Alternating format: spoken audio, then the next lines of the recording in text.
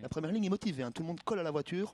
Falco de Brémond qui va devoir bien chausser ses bottes de 7 lieues pour espérer venir se placer. Il est quand même très loin de ce numéro 9 pour le moment, Furtif Mérité qui lui vient se ranger gentiment derrière l'As Flocky Royal pour prendre sa place. C'est fini hein, pour le 10. Falco de Brémond, là il est à 80 mètres des chevaux de tête et on accélère vivement. L'As Flocky Royal est complètement pris de vitesse. En revanche, ça va vite pour Fougueux des Îles le 5, ce qui était assez prévisible pour le 4 fait au trafo. Pour Fortuna Gijo également qui essaye de venir. Flocky Royal est complètement pris de vitesse et après 200 mètres, le 5 Fougueux des Villes vient de prendre résolument le commandement. En tête, ce Fougueux des Îles associé à Christophe de Peuil, accompagné à présent par Golencia de Warnock. Le favori est tout près. Le numéro 4, fait au trafo. Fairplay des Îles l'accompagne dans le wagon de la deuxième épaisseur. Fortuna Gijo se décale, elle qui vient en 5e position, est très bien partie du deuxième rang. En 5-6e position, le numéro 14, Fury du Thaïs. Oui, parmi l'arrière-garde, on voit Fangio du Vivier, numéro 13, qui est un petit peu attardé. Flocky Royal, qui par le jeu des relais se retrouve finalement lui aussi parmi les derniers, avec le numéro 9 également Furtif Mérité. Un passage vers les tribunes. Golencia de Warnock est parvenu à ses fins, pris la tête. Fougueux des Îles, la casaque à damier jaune et vert est en deuxième position, le numéro 5. Plus loin, c'est fait au trafo. Ces trois concurrents mènent toujours devant le numéro 8 en dehors. Fairplay des Îles, qui est à la hauteur du numéro 7, Fiston de Marlotte. Un effort magnifique en dehors de Fiston Vélos, le numéro 15, qui a gagné pas mal de rangs et qui essaie de négocier le virage en 5-6e position, complètement en dehors. Regardez, c'est cette casaque à damier noir et jaune.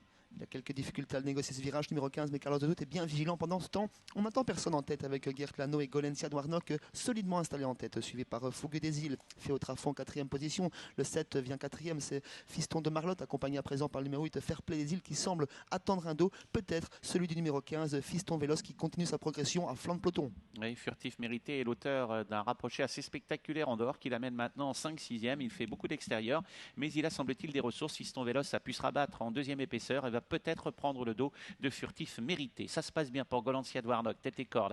Gert Lanou s'est retourné avec Fiston Vélos qui essaye de continuer à tenter de venir lui mettre la pression. Et puis le numéro 9, Furtif Mérité, venu en troisième épaisseur. Pas très loin des premiers, c'est Fougueux des Îles qui a un parcours absolument sur mesure. À ses côtés, il y a également fait au trafo qui n'est pas très loin. Des concurrents à la corde comme le numéro 7, Fiston de Marlotte. Et le numéro 9, Furtif Mérité, a continué sa progression. Il vient maintenant s'installer aux côtés de Golencia de Warnock.